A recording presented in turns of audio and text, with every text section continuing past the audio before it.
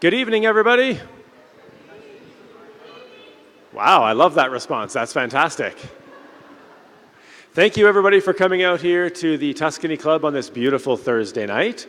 I'm John Neufeld, the president of the Tuscany Community Association, and if you're from Tuscany, welcome to your hall, and if you're not from Tuscany, welcome to your riding. So thank you very much for being here. Tonight we have the great pleasure of presenting the all candidates debate for the Calgary Northwest riding in the 2019 provincial election. It's an excellent time to hear from the candidates about their ideas, their platforms, and what they're hoping to achieve if they're able to form government. We've pre-selected the questions from emails submitted from all across the riding, and we look forward to hearing from the candidates their responses to those emails. The candidates have not been provided the questions ahead of time, and so it will be very interesting to hear what everyone has to say. I'll ask everyone to hold your applause until all candidates have done their responses, simply to keep us on time and moving because we want to hear as much as we can from each of them. Following the event, there will be time for you to chat with the candidates at their tables or throughout the hall. And I'll remind everyone, we are live streaming this event on Facebook. So if you're joining us online, thank you very much for being here. And let's remember that it is being recorded and is available across the globe, should anyone else be wanting to watch. All right, I now have the good pleasure to introduce our moderator for the night, Mr. Rick Lockhart. Rick is a Tuscany Community Association director. He is an active community member with youth sports and has built a career in the downtown area of Calgary as a general manager for Canada Safeways Incorporated. So please welcome Rick Lockhart. Thank you, John. TCA President John. And we just want to say thanks. This event has been brought together by a lot of people. Mr. Palmer, Jim Palmer back there in the corner. He's an unassuming man, and his lovely wife Sandy. And then the TCA. So a big round of applause for them. Just want to introduce the candidates up here. We've got Parina Matani. She is the Liberal candidate for the area. She is in green down there. She was very polite in early letting us know that she would not be attending tonight's debate. Then we have Mr. Cam Khan, Freedom Conservative Party. We have Roberta McDonald, Independent. We have Andrew Bradley with the Alberta Party. And we have Sonia Savage with the United Conservative Party.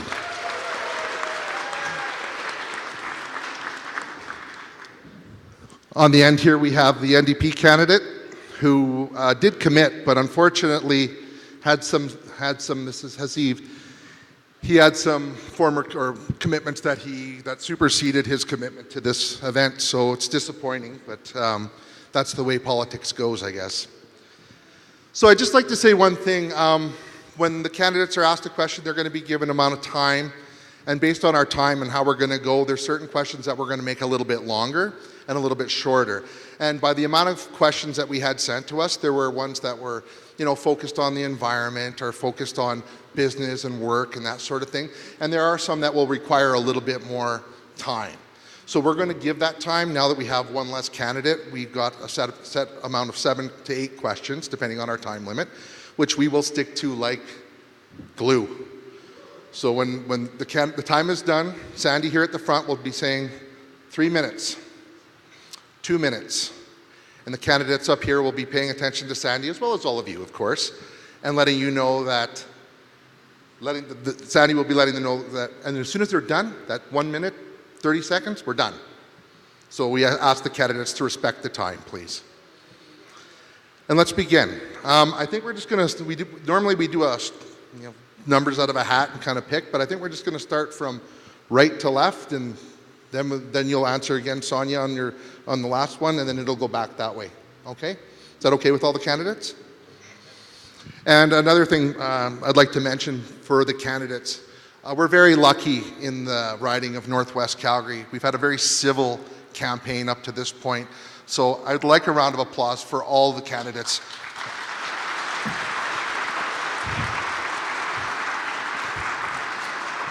So let us begin.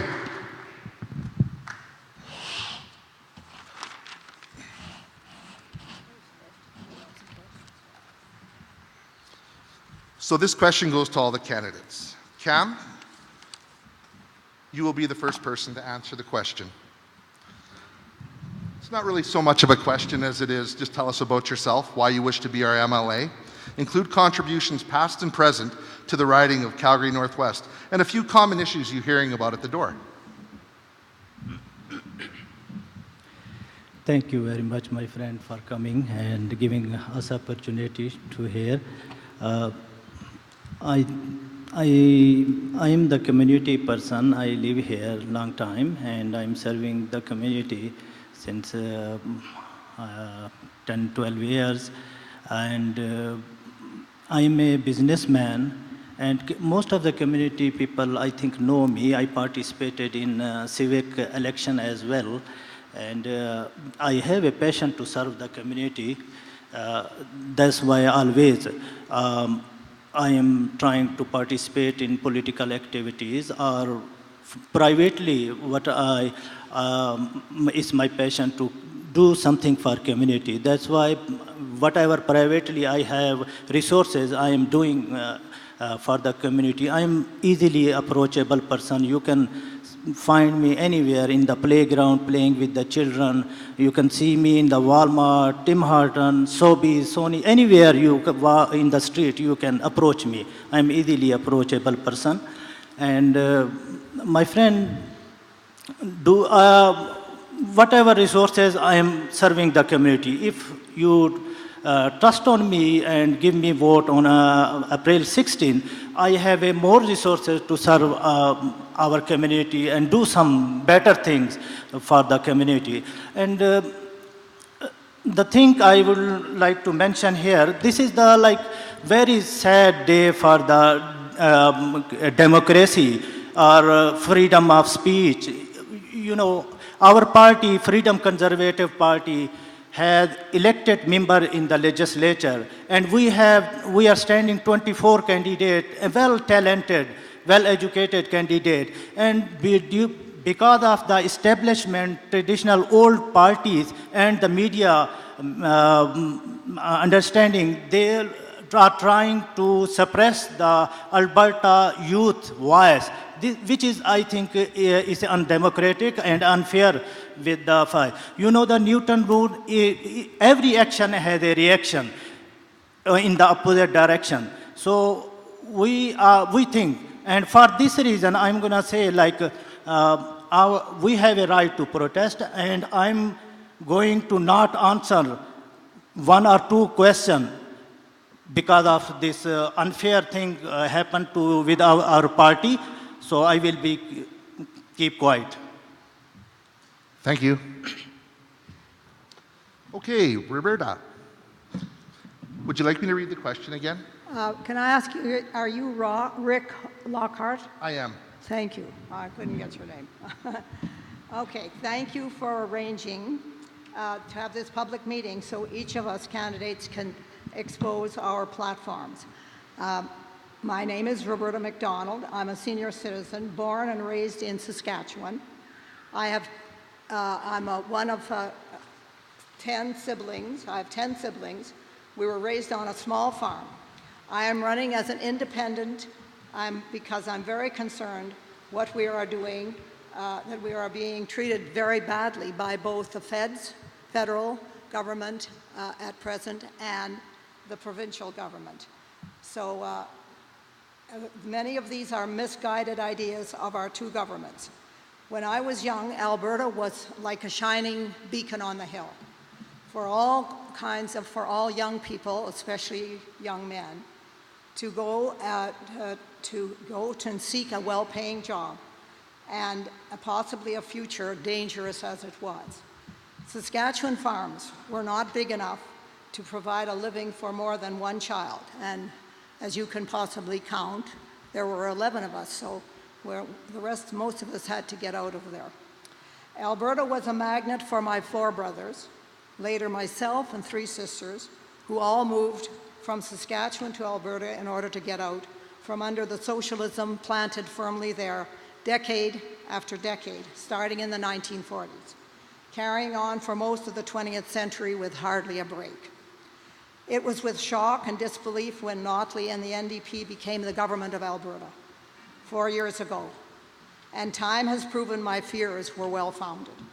Calgary is again targeted, and our downtown is almost a ghost town. They say we should tap into the cannabis business. It seems insulting to me that we should exchange a questionable industry like pot to replace our fantastic oil and gas industry. In this, I am particularly interested in emphasizing the public education system. I think I know quite a bit about it. I did it from 1959 to 2005 when I retired. On and off, I was not necessarily successful in all of those things. I have some sad stories to tell you maybe later. Anyhow, it's still, it is a very important part of our life, to educate our children. It's a mandate. And right now, one of the main things I see is that the control of your children's education is being taken completely by the system itself, and parents are being kept in the dark.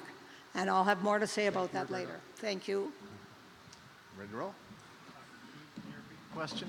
I will repeat the question. Tell us a little bit about yourself, why you wish to be our MLA. Include your contributions, past and present, to the riding of Calgary Northwest, and a few common issues you're hearing about at the door. Good evening, everyone. Thank you so much for coming out, and thank you guys for putting this on. My name is Andrew Bradley, and I'm running for the Alberta Party to represent the Calgary Northwest. I've lived in Calgary my entire life. I'm a fifth generation of my family to live in Calgary, or the surrounding area. I truly believe Calgary and Alberta is the best place to raise a family. And I have 2 kids in elementary school, and by trade, I'm an electrician. I've been working in project management for the last 7 years, and I've had a lot of opportunity to work on a lot of different projects, both in the city and up north. And I know to ensure a bright and prosperous future in Alberta, we need to change how we look at things in this province. We need to take a less polarized, more balanced, and evidence-based approach to policy. I know we can take a responsible path to balancing the budget in a timely manner without letting our social values slide. We don't have to decide between having zero deficit and taking care of our seniors, or choose between economy and environment. We can have it all. I fully support and wholeheartedly believe the Alberta Party is the party with the plan to do that. To get there by implementing pragmatic policies that work for all of us, not just those who are at one end of the political spectrum. My kids have been in activities in this area for the last 10 plus years. I've been spending the majority of my time here, and I've been talking to a lot of people, and there's a lot of concern, obviously, about jobs, the economy. There's a lot of concerns about the environment, and people worried that that might be getting left behind. And people want to know that the government is out here to take care of them and not to set them back. And I would truly like the opportunity to be that person to bring forward for you. Thank you. Thank you. And Sonia. Sure. Well, thank you everyone for being here tonight as we enter into the final home stretch of what could be the most important election in a generation. I have lived and worked in Alberta my entire life. I grew up on a farm east of the city and learned at a very early age that in Alberta, if you work hard, have the right attitude, and don't give up, that you will succeed beyond your dreams. Alberta is a place that people have chosen to come to because of its free enterprise spirit and its energy. Like each and every one of you in this room, I'm proud to be an Albertan. We've worked hard, we've paid our dues, We've contributed to the success of this confederation. But the past 4 years, the government has shattered the spirit and have shattered people's hopes and dreams. Since the NDP came to power in 2015, there have been 183,000 people out of work. Calgary has the highest unemployment in the entire country.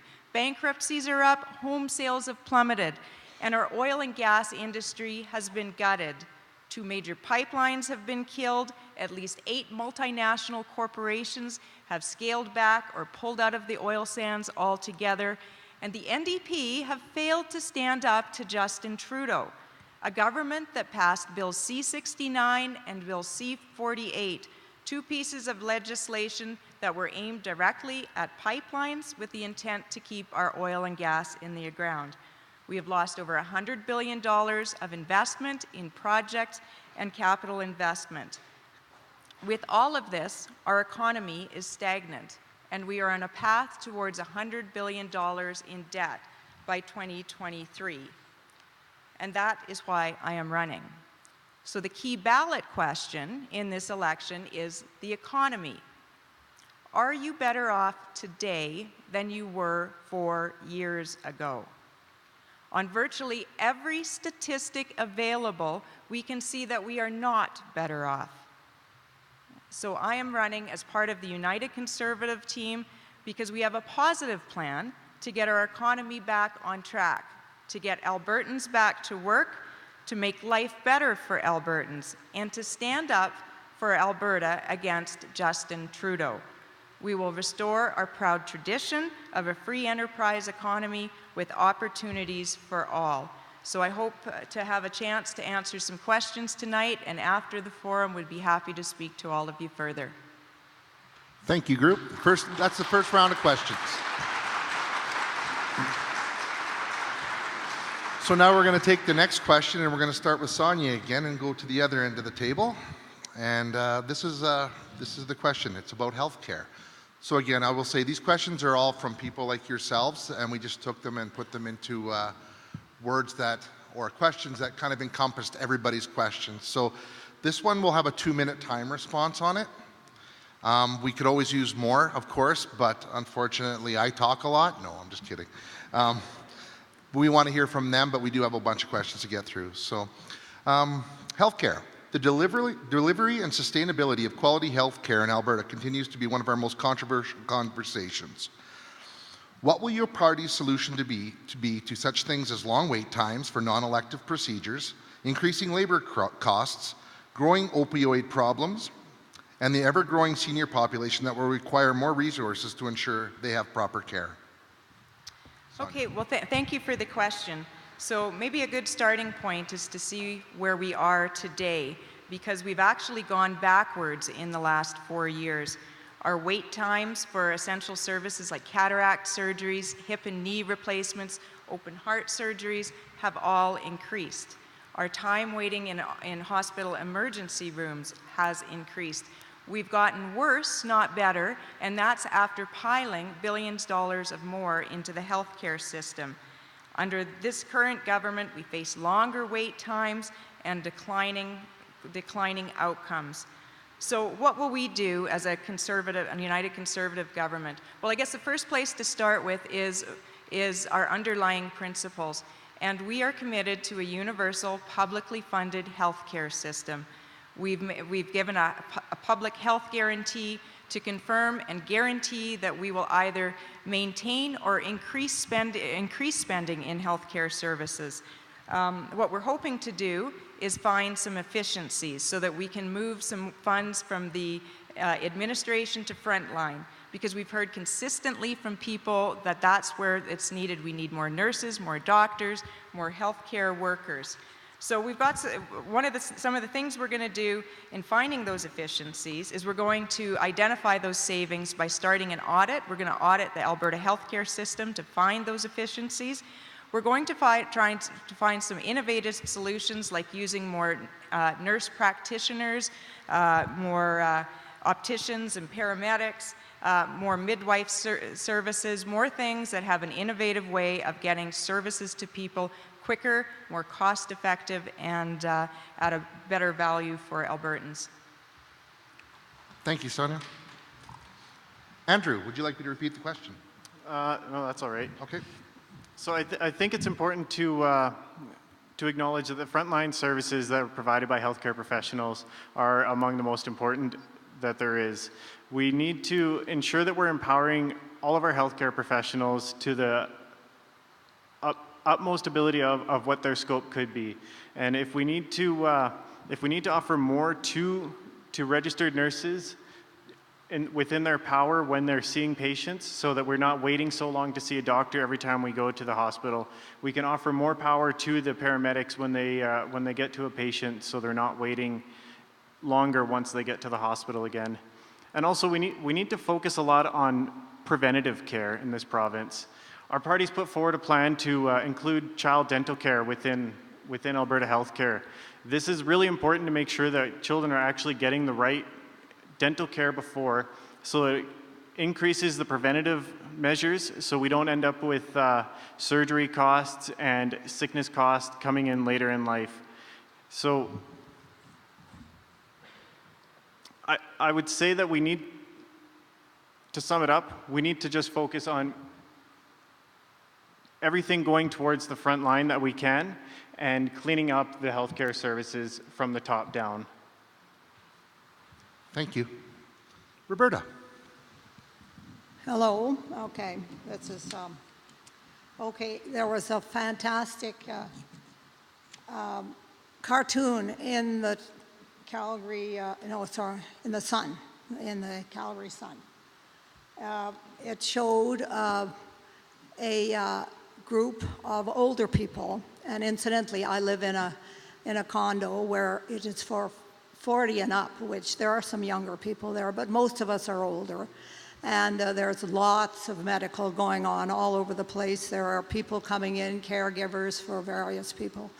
There are people walking with walkers and some crutches and this type of thing. So we see it all the time. We have certainly used the medical system, and it's certainly great that apparently we didn't know that if you send for an ambulance and you're over 65, they don't charge you. Wow, that was very nice. We had to do that just once, and thank goodness in our family. Anyhow, this cartoon I'm telling you about made me laugh like crazy. It was a situation with a bunch of old people sitting around in chairs, on wheelchairs, and this type of thing, in a doctor's office. And one guy was even lying down in a bed, looking green. They were waiting for the doctor. And the door opened, and the doctor's assistant came in, and he said, "I'm sorry for the delay, patients. We'll be with you as soon as possible. The doctor is just delayed because he went to United States to get his knees replaced, or his knee." So I thought it was funny, because I know many people are doing that. Thank you. Thank you. Thank you. Cam, would you like me to read the question again? No, I'm skipping this question. Okay. Because of protest, our leader didn't, establishment parties and the media didn't let our leader into the leadership debate. I'm skipping this question. Okay, that's fine. Okay, then our next question. Cam, maybe this one will work better for you. Education. And all I have to say about the education portion, it's always a spirited debate. So we're going to give this one 3 minutes, because I think it's very important to most people in the province. So what changes are you and your party looking to make in terms of improving education in Alberta? How will you ensure the needs of the students and teachers alike are being met and measured for effectiveness? And does your plan involve the elimination or reduction of funding for the chartered or separate boards? Cam. 3 minutes. Yes, our party is in favor of the more school and more teacher and because of the crowded classrooms, so we want more school. Especially in our northwest community, here is a lake of schools, high school, 4 community, Royal Oak, Rocky Ridge, Tuscany. We don't have any high school, so we want more school and we don't want to any cut funding for the school. Education is the most important. Thank you. Go ahead, Roberta. Thank you. Well, that's my topic, educating. I'm a retired teacher, so is my husband. And for me, it has been a path both of satisfying, and other times I've had extremely many questions about it. Educating our children is and should be one of the most important endeavors for parents from all walks of life. And school should always have to report to the parents as truthfully as possible. That is my idea.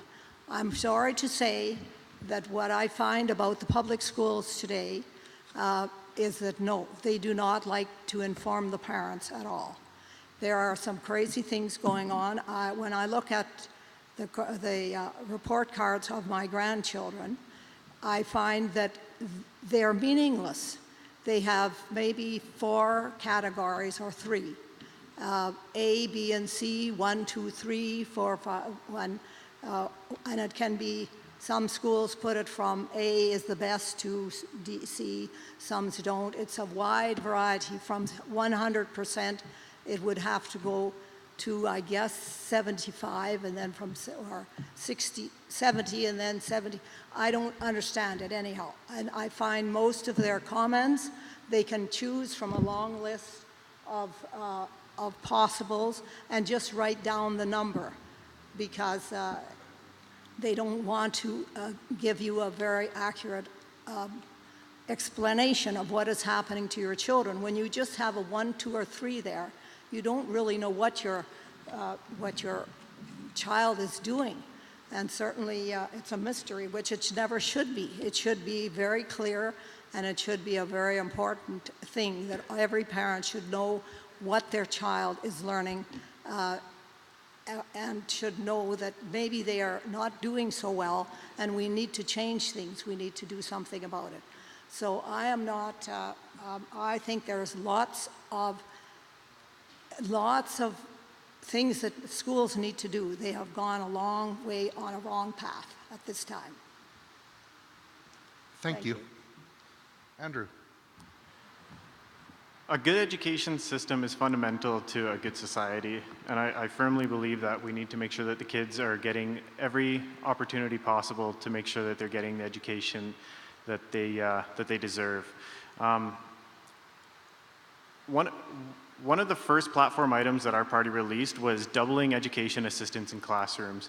This is really important to me to make sure that kids have the help in the classrooms. Classroom sizes have gotten to an astronomical size, and many classes have kids with special needs or disabilities within their classroom, and if they don't have the education assistant there, they're not going to be able to provide the assistance to all the other kids in the class as well. And so I think it's really important that we make sure all kids have the ability to have it. We also need to increase funding to the schools to make sure that they're being modernized and kept up and maintained properly. It's really easy for a kid in elementary school to get distracted from something as simple as a broken ceiling tile, and then he ends up staring off into space wondering what could be in there for half the day. And so it's really important to see that we don't run into those issues. We get kids engaged and we keep them engaged all the way from pre-kindergarten to post-secondary. These are really important issues, and our party would increase funding for education. Thank you. Sonia.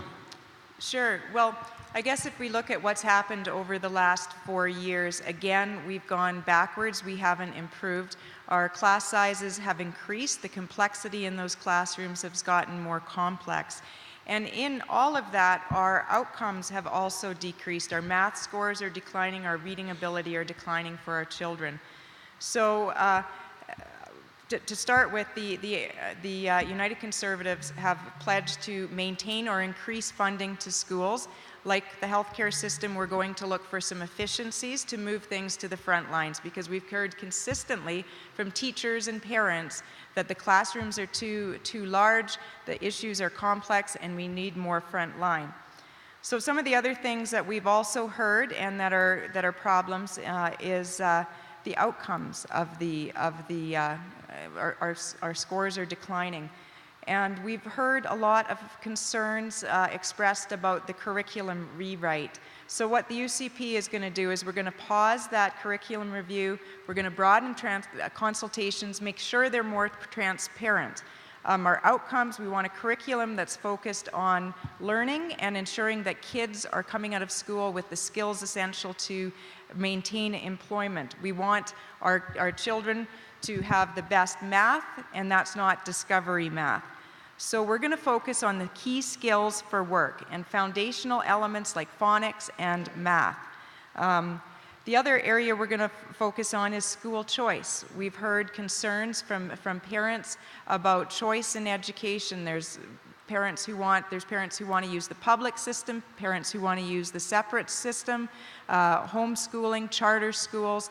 They're concerned that their right to choice on how to choose where their children are educated is under compromise. We will support school choice.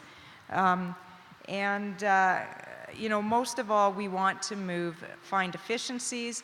We want to improve the outcomes, move more resources to the front lines so that we can serve our children better and have them educated so that they can be properly employed and meet the skills needs that they must have to be successful.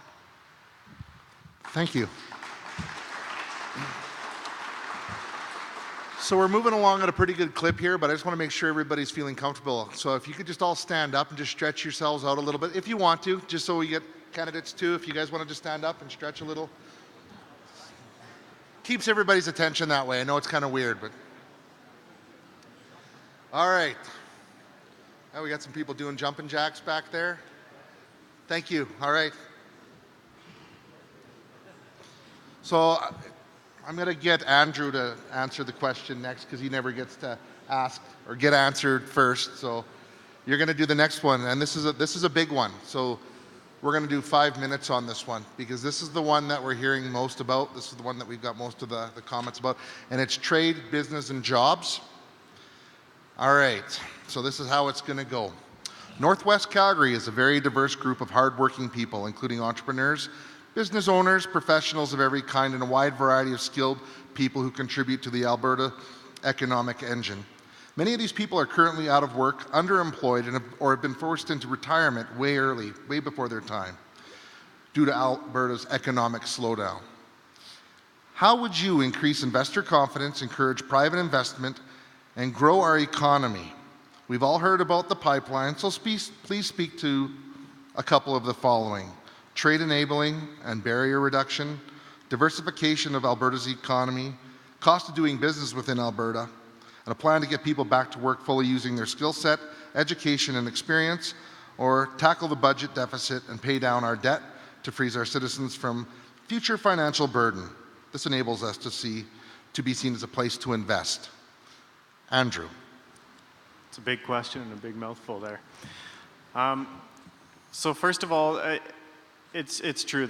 The top thing that people are talking about, every door I go to almost has something to do with the economy and job market.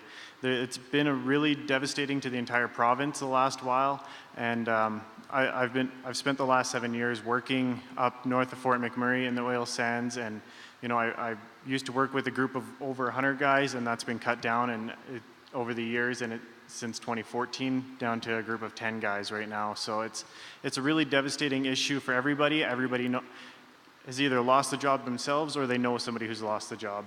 So our party would right away take the corporate tax rate back down to 10% to help reinstill investor confidence in our province. Next move we would do is increasing the small business deductible from $500,000 to $1 million.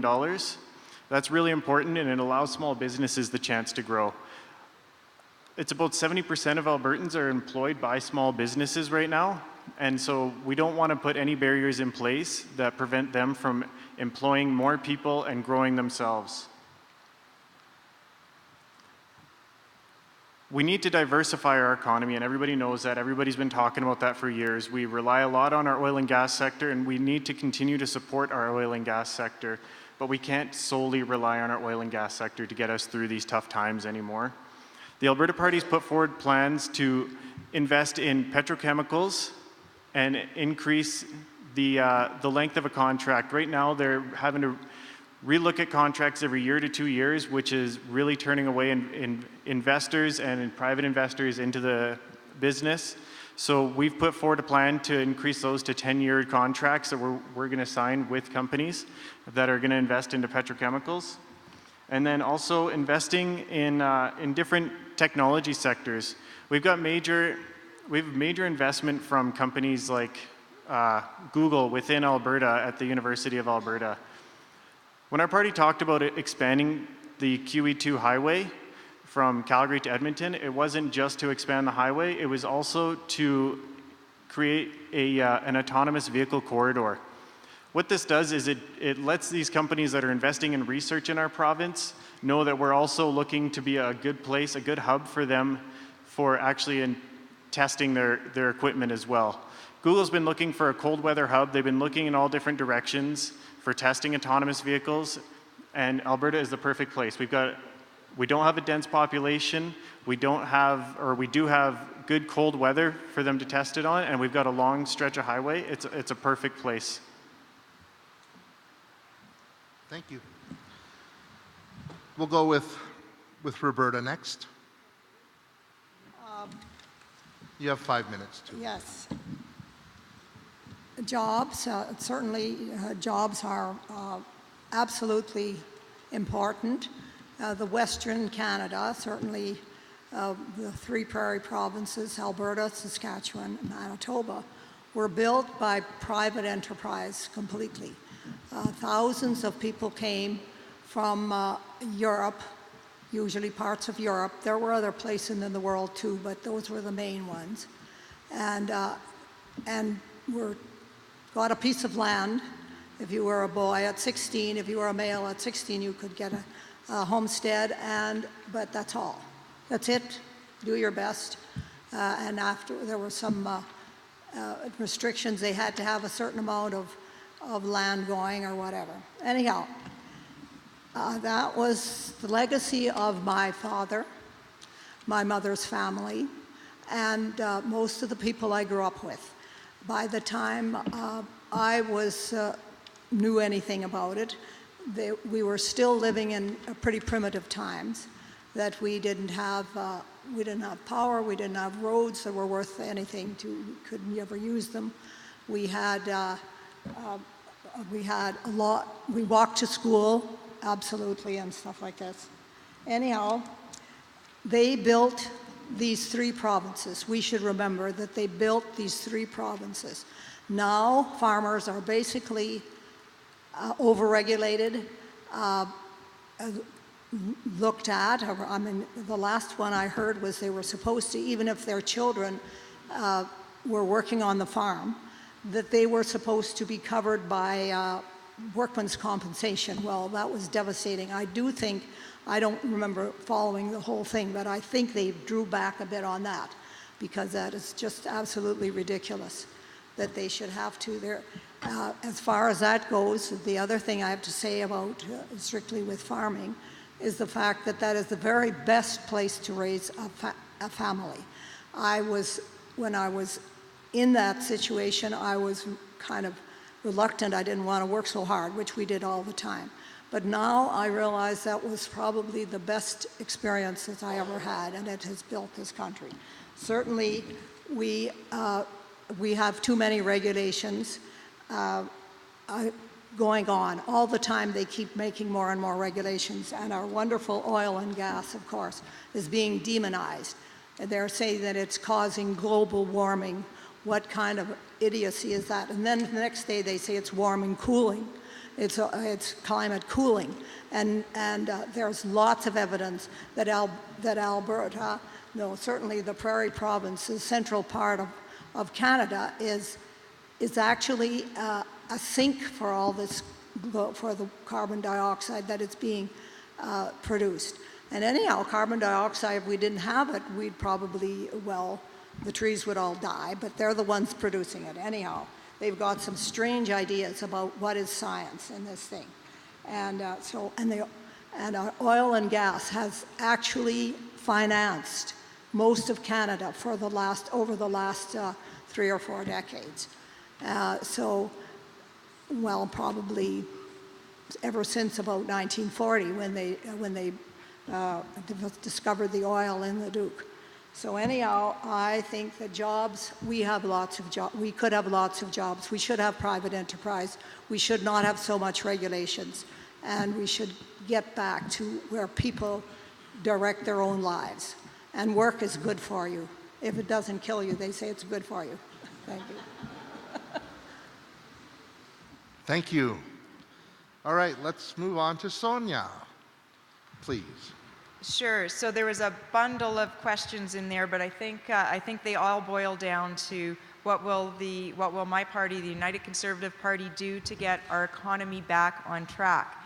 And you know, that's the key ballot question in this election, because we are in a jobs crisis. And I come from the pipeline sector, which has been particularly impacted from this jobs crisis and where we're at. And there is a lack of investor confidence in Alberta and in Canada. And without bringing that back, we're not going to turn around the jobs crisis. So the United Conservative Party has a plan to address this. Our platform is focused squarely on addressing this. And if we were to form government, we will be recalling the legislature and having a summer session to address this. We need to send a signal very quickly and very clearly to the rest of the world and the rest of the country that Alberta is open for business, that we want investment dollars, we need to create jobs. So we're going to start our legislative session with Bill 1, and that's the Carbon Tax Repeal Act. We will get rid of the job-killing carbon tax. That will send a signal that we can be competitive with other jurisdictions that our oil and gas industry compete with. Bill number 2 will be the Open for Business Act. And that piece of legislation is to send a very strong signal that we want to be the most competitive place in North America to grow your business. Within that, we are going to be, there'll be a corporate job creators tax reduction from 12% to 8%. That puts us at the lowest tax rate in the country. That will help small, medium, and large businesses compete. It will bring back jobs. It will bring investment in. We are going to look at cutting red tape because we are over-regulated. We're looking at cutting 1/3 of regulations and red tape out of our books so that we can get people back to work. And one of the other things we're going to look at, and most importantly, is we want to get our energy policy in order. We have to have an energy policy that is made in Alberta for Alberta and is not made by Justin Trudeau. What we've seen over the last 4 years is an NDP government here that has been in an alliance with Justin Trudeau in Ottawa, and that alliance, what it has seen is it's allowed one pipeline to be approved, and it's been a one-and-done deal. So the approval of the Trans Mountain Pipeline was at a cost, and that cost was the other 2 pipelines, Northern Gateway and Energy East, were killed. It involved bringing in a carbon tax, a cap on the oil sands. It involved bringing in Bill C-69 and C-48 to make sure that nothing ever expanded, and that was the Justin Trudeau-Rachel Notley alliance. We need to make our energy policy in Alberta, and that policy needs to help enable our oil and gas industry to grow and to thrive, and it needs to enable us to get a pipeline built to the coastline. So that's what we would do. Thank you. Cam, it's your turn. Huh? It's your turn, yes. Yeah. Would you get, now for all of you candidates, if you ever want me to repeat a portion of the questions or whatever, just say so. No, it's fine. It's fine. Thank you. Freedom Conservative Party is a party of 1.2 million youth Albertans. My friend, our first priority is jobs, and economy. And Freedom Conservative Party is releasing its economic platform on Saturday. It's very important. And there is few, but I'm going to mention few points of our economy and related question. So, Freedom Conservative Party will bring back Alberta advantage, 10% flat tax day first. The UCP will keep the NDP income tax hike for 4 years. FCP will abolish small business tax and bring back 10% corporate tax on day one. The UCP will lower the corporate tax slowly over time. The FCP will balance the operating budget within a 1 year and consolidate budget within the 4 year. We will balance the budget by ending all corporate welfare and cutting wasteful spending. The FCP is the only major party that will fully kill the carbon tax. The UCP tier carbon tax is a carbon tax. According to the UCP policy document, the UCP will basically keep the NDP carbon tax on electricity and will bring back to $20 per ton SGER-style carbon tax on major oil and gas sector. Scrap the carbon tax shouldn't mean keep 2/3 of the carbon tax. Scrap the carbon tax shouldn't mean no carbon tax, period.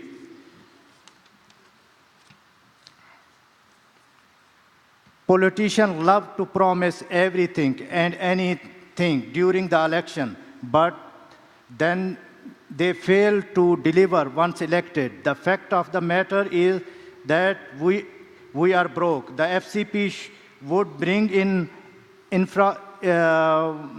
infrastructure priority list. Every project on the list would come with a transparent explanation and cost estimate. FCP candidates are free to fight for local projects, but they can't guarantee anything until we have balanced budget. We are broke. If corporate welfare, FCP will end corporate welfare. We are going to estimate corporate welfare and cut business tax so that entrepreneurs can reinvest in their own innovative ideas to diversify the economy. Government shouldn't be using the tax dollar to pick winner and loser.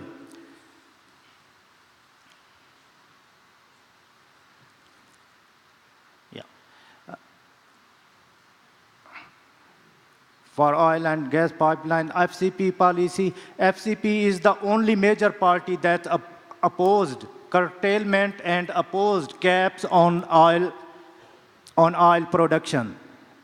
Because we are walking on the trail, and because international, Alberta is the number 3rd in the world with the oil and gas resources, proven resources. But due to international conspiracy, we are not getting right price of oil, what we have to. We are not getting access to an international market. We are the richest people over the planet Earth, but we are not getting the right price for our resources. So Freedom Conservative Party has a very comprehensive oil and gas plan. The FCP will join court action against the federal carbon tax and is the only major Alberta political party that wants to eliminate all Alberta carbon tax. The FCP believes pipelines are the safest and the most cost-effective way of moving oil and natural gas. FCP enthusiastically support all pipelines. FCP demands that Ottawa fix the process and lift the BC tanker ban. So we are putting Alberta first. Less Ottawa, more Alberta. Thank you. Thank you.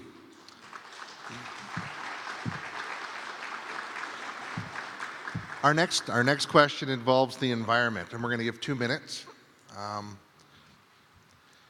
Alberta accounts for 0.6% of the global carbon emissions.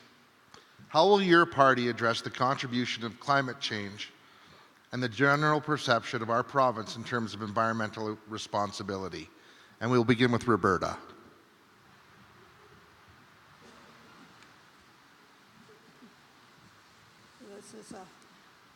This is a very large question.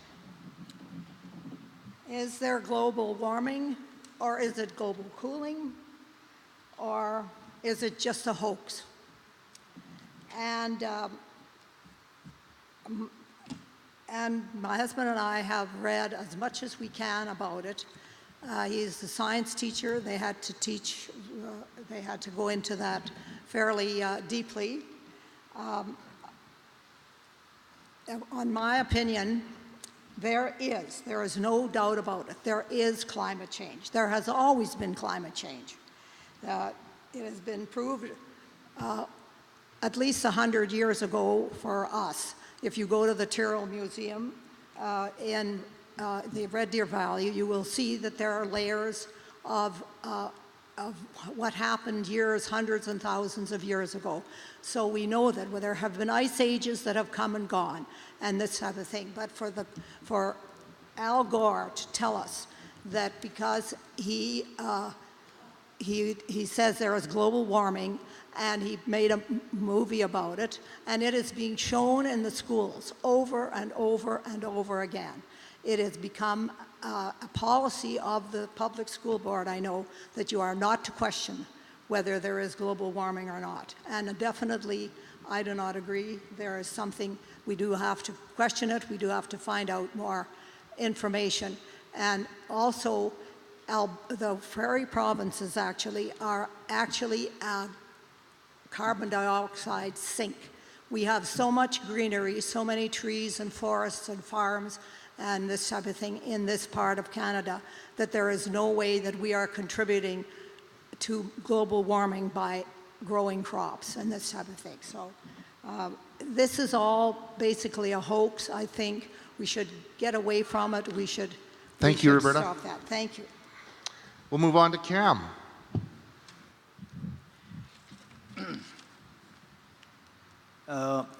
Freedom Conservative Party is the only party which allow their candidates, they are free to vote according to their wishes, whatever in the legislature.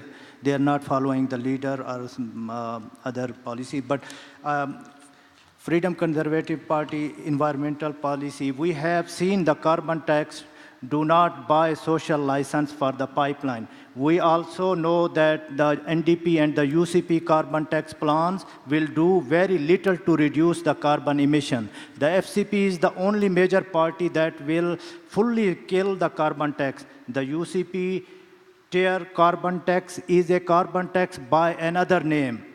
According to the UCP policy document, the UCP will basically keep the NDP carbon tax on electricity and bring back $20 per ton SGER style carbon tax on major oil and gas job creator. The FCP believes that scrap the carbon tax shouldn't mean keep 2/3 of the carbon tax. Scrap the carbon tax shouldn't mean no carbon tax, period. Conservative believe in conservation and star worship our environment and natural resources. The FCP will work to maintain the clean air, pristine wilderness, and safe water. We won't do is shut down our industry to appeal the hypocritical environmentalistic in Ottawa and California. Thank you. And Sonia. Sure. So this is an important question because we're struggling with a tension between looking at the global demand for energy and the very, very real fact that there is climate change and man-made, and there's man-made contributions, that emissions are creating it. So we have to get to a sensible platform on balancing those two. So what will the United Conservative government do? Well, our Bill 1 is to repeal the carbon tax. And that's because the carbon tax actually does nothing to reduce emissions. It's just a tax grab. It's taxing people on things that, like home heating and driving their children to school and to driving to work, things that we have to do anyways. And at the price that it's at $20, $30, $50 a ton, you're not going to change behavior. You're not going to reduce emissions. And the second thing is that at any price, if you increased it to $200 a ton, you might change behavior and reduce emissions, but you're going to do absolutely nothing to reduce global emissions, because while we're trying hard in Canada to reduce our emissions, there's over 1,600 coal plants being developed across the world.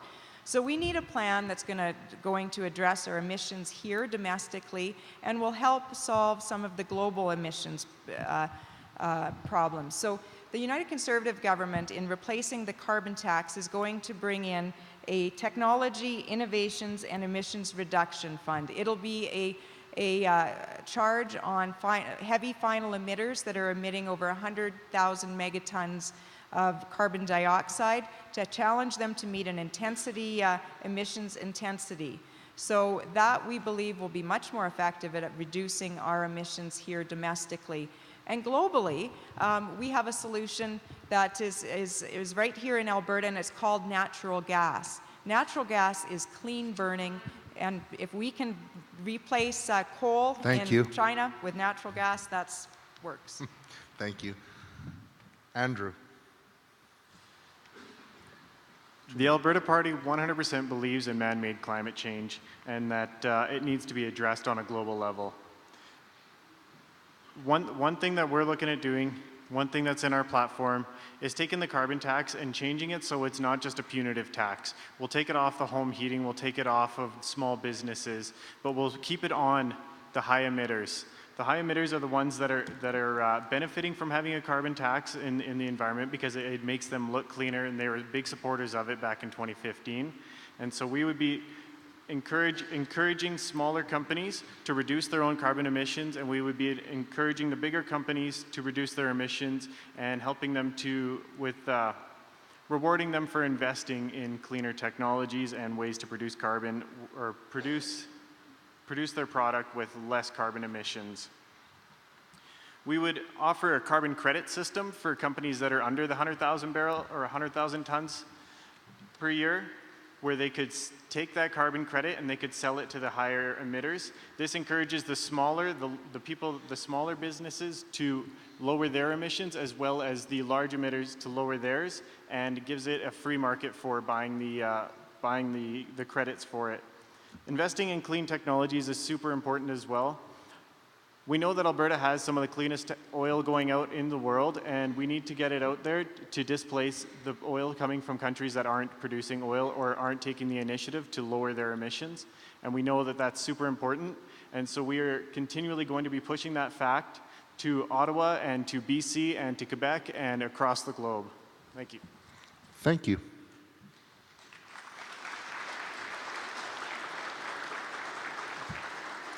Okay, we're doing great for time here, so we've got a few more questions. These are the social issues, and we're going to go Sonia, Andrew, Cam, and Roberta. Throwing endless amounts of money at our many social issues has never proven to be a real solution. Please state one of your party's most significant policies to tackle these many social issues that affect our province. And just a few examples are childcare, affordable housing, crime. You can pick candidates, starting with Sonia. Sure. Well, we have a number of things in our platform to address and to help some of Alberta's most vulnerable. First, if we want to look at vulnerable people, we have a program for victims of sexual assault to provide more services.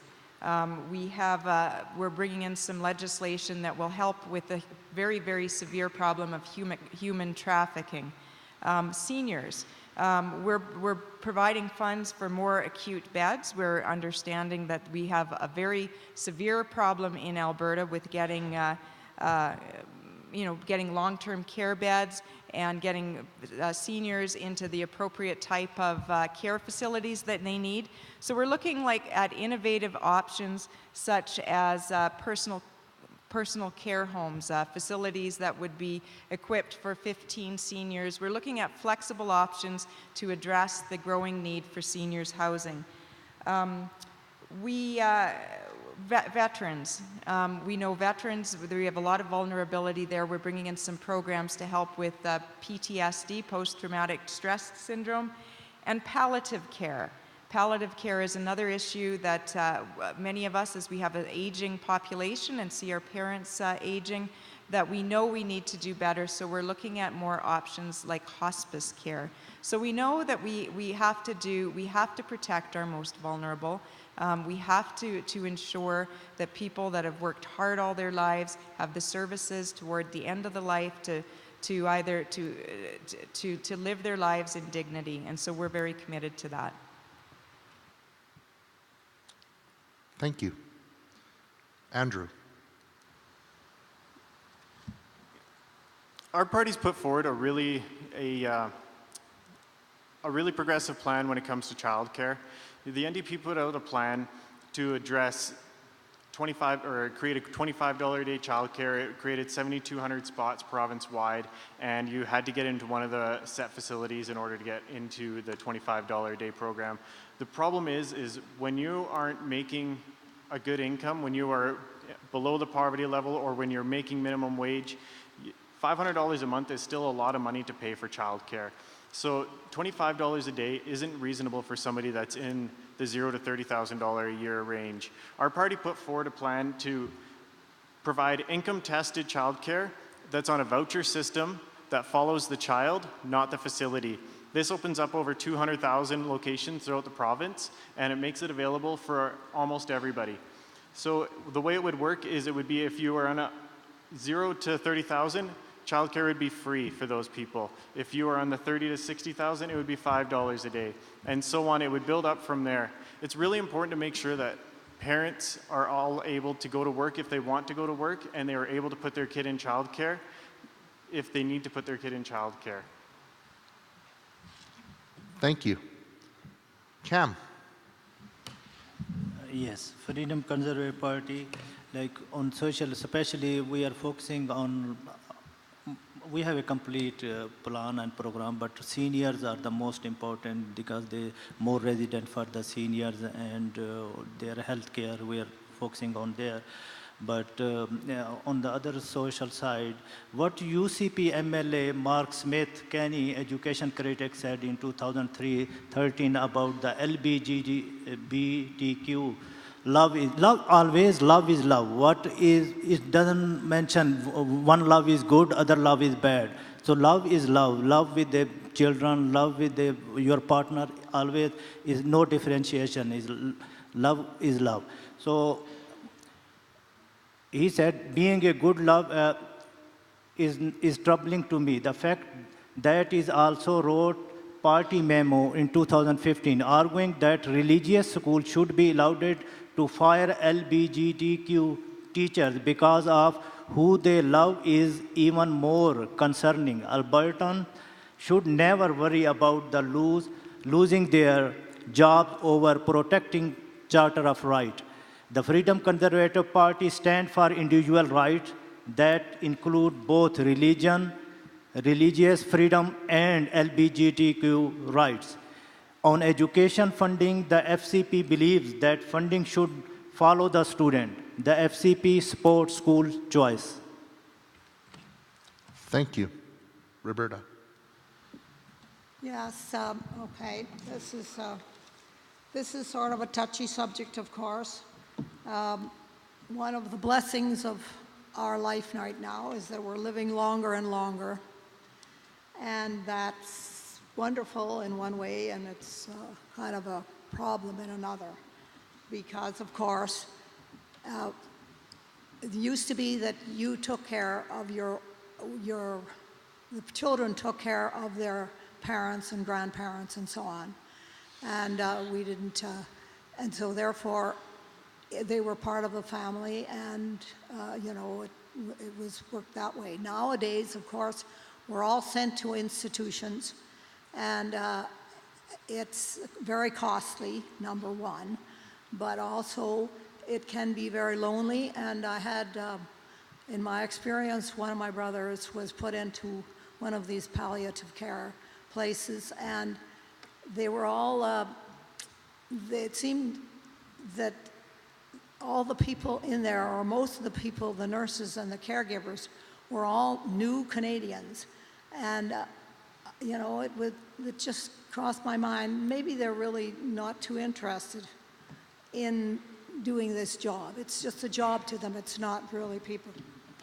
My opinion is that if the family will keep the care of this kind of thing, this would be much better. Our grandparents lived with us until they died, and it was wonderful to always come home. They were always there. There was somebody always to greet you. So I don't know. And I know my brother was given 4 operations inside of 2.5 weeks, and then he died. And so I don't know. It's just not something that I want to think about that much. These are very important institutions, and they must have them, but I really think that maybe we should have a new think about that completely. Maybe we need some better solutions. Thank you. Thank you. And that brings our questions to an end. We had some fun ones there, but we're kind of getting down to the nitty-gritty here. But this is the time where these candidates have to really change your vote or solidify your vote. They're going to get 3 minutes each to talk about whatever they want to talk about in their closing remarks. So we're going to start with Andrew, Roberta, Cam, and then Sonia. Does that sound fine, guys? Sounds fine. And I want to thank the audience too. You guys have been remarkable. So, Andrew, you have 3 minutes to let everybody know. Well, first, I would like to offer my sincere gratitude to yourself and to everybody else from the community associations for putting this event together. It's really important and it means a lot. And also, I would like to say thank you to the other candidates up here. It takes a lot to put yourself out for public service, and a lot goes into these campaigns. So it's really important, and thank you guys very much for being here. I'm fortunate enough, if I am fortunate enough to earn the support of the voters, I'll work every day for you. I'll work to ensure that our schools are safe for all students, including the most vulnerable, and that an up-to-date curriculum is being taught to ensure our children are prepared for the future that awaits. I will make certain we all have timely access to proper health care, and that we are relying on data and expertise rather than ideology and implementing and changing policies. I will work hard to make sure we're getting the best price possible for our shared commodities. I will work to make sure we are doing everything possible to create jobs in all industries by encouraging corporate investment in Alberta, in the energy sectors, and beyond. I will work to ensure our small businesses are able to expand, leading to a more diverse and steady economy for generations to come. I love this province, and I want to make sure it continues to grow and thrive in the rapidly changing world. To do this, we need to look to the future rather than the past. If we don't, we risk missing the opportunities that will allow us to continue to be a global leader in the energy sector and to become a leader in emerging industries as well. If we make strategic investments in our province, we can grow our economy without leaning on the vulnerable. We can work towards balancing the budget in a reasonable amount of time without cuts and freezes in our education, spending and without creating a two-tiered healthcare system. This is not an either-or situation. It's about making the best decision without regard to political ideology. I believe the Alberta Party has the strongest plan to not only move us through the next electoral cycle, but to secure our place as a leader in the global innovation for years to come. Thank you so much for being here, everybody. Thank you. Roberta, your turn. Okay.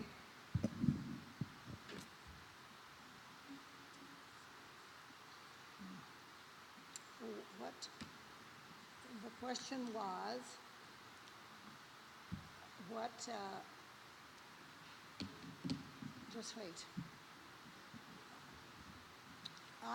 One of the things I say, that private enterprise, we need to keep our country and our province as much of private enterprise as possible. I just do not trust public institutions, publicly paid for, and especially with closed shop unions. I have found that as a consequence with the public schools. They really are very well served to the teachers, the caretakers, the principals, whatever, but the parents are being shut out. And I hear a lot about how you should trust them.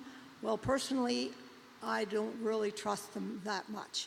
You need to have, I would say, as a union should never be paid by the person who, by the organization that is using them.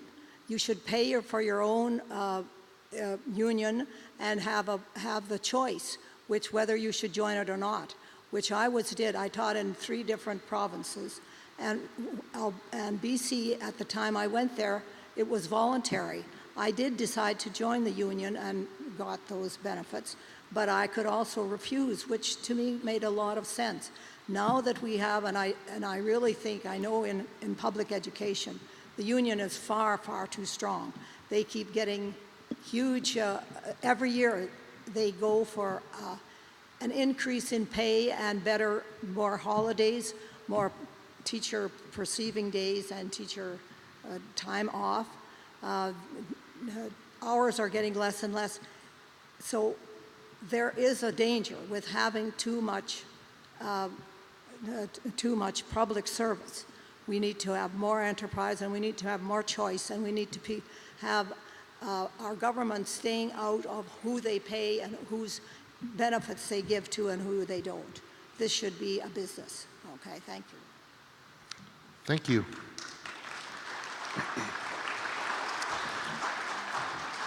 Cam. Yes. My friend, I'm community person. You know me very well. I'm serving this community. You can see me in the school all the time, everywhere I'm here. My friend, first of all, I would like to thank you for the community association, like Tuscany Community Association, CNAC, Royal Oak Rock Ridge Community Association, to organizing and putting this effort for the showcase of the candidates. Thank you very much. And thank you very much for my friend from your precious time. You came here to see your candidates for the provincial election. As I said, I am community person. I have a passion to serve the community. Whatever I have resources, privately, I am serving. I am contributing whatever I can do, like taking care of the children. At least 200 community people, more or less, go without any worries, contribute in the country economy or province economy, leave the children with me. And my friend, I am also a job creator. I employed at least more than 30 people in my businesses, institutions. So whatever resources that I am serving, I'm giving to the community. If, my friend, on October 16, if you elect me, if you choose me, I think I will do more better for the community, and you will see the change if you elect me. And I hope on April 16, and there is advance voting. Please go and vote this time and send the positive. This is the high time to send the positive message to the Ottawa that we are not the colony. We are in the Confederation. So please, we don't want any pushback. And And we are putting Alberta first. Freedom Conservative Party putting Alberta first and Albertan first. So please go and vote on October 16th. And in record, break the record, previous record of turnout. And advance voting is 9, 10, 11, 12, and 13th on 2 locations, Journey Church in Rocky Ridge and also in Sinekaker Community Association. Please go there and vote. Vote, and do not let anybody else decide for you. You have to go and vote. And thank you. Thank you, Cam. And Sonia, you're wrapping it up tonight. Sure. Well, thank you all for being here tonight. And I thought I would close on to talk a little bit about the issue that I hear the very most at the doors when I'm door knocking, knocking on thousands of doors. And that's about pipelines and the job crisis that we are in right now because of the failure to get pipelines built. Now, I come from the pipeline sector. I've been working in the pipeline industry for the last 13 years. 9 of them we're working on at Enbridge on projects like the Northern Gateway Pipeline, and the last 3.5 years I've been at the Canadian Energy Pipeline Association. And I can tell you that the last 4 years of the NDP government here have been very painful. It's been a failure on the pipeline file, and that's what's leading to the job crisis and the enormous hole that we are going in fiscally and in this economy. So what I've seen is the NDP have sold us out with an alliance with Justin Trudeau and a one-and-done deal with a pipeline that allowed the Trans Mountain Pipeline to be approved in return for killing Northern Gateway, the pipeline project I worked on for 9 years, as well as Energy East. A carbon tax was brought in, a tanker ban, Bill C-69, the No More Pipelines bill, and now we've seen Rachel Notley appoint Ed Whittingham, like a long-time environmental activist, anti-oil activist, appointed to our own Alberta energy regulator. Now, the first job of an Alberta premier is to stand up for the province, to stand up for the jobs in the province, and it's been a failure. So what will the United Conservative government do better for fighting for pipelines? Well, very first of all, we will immediately start a constitutional challenge against Justin Trudeau and his Bill C-69 and his Bill C-48. We will use the turn off the taps legislation to deal with provinces like BC who are blocking a coastal pipeline through their province. And we will work with what we're seeing now is a coalition of like-minded provinces across the country with Alberta, Saskatchewan, Manitoba, Ontario, New Brunswick. That will be a very loud voice for pushing back against Justin Trudeau and against provinces who block the transport of our product. And finally, we will not hesitate to hold a referendum on equalization should we not have a coastal pipeline under construction. So thank you.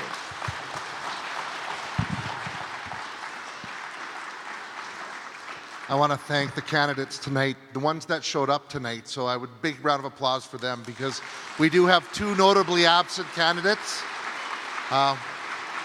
Very disappointing in the democratic process. So these are the heroes up here. And speaking of heroes, I'd like to introduce Jim Palmer from the Scenic Acres Community Association.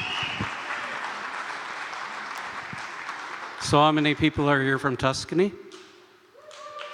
Did you know you're in West Scenic Acres? Just thought I'd let you know that.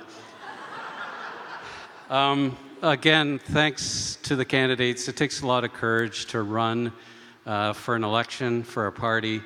It's certainly not for the weak of mind and heart. So again, thanks very much, candidates, for coming to this event.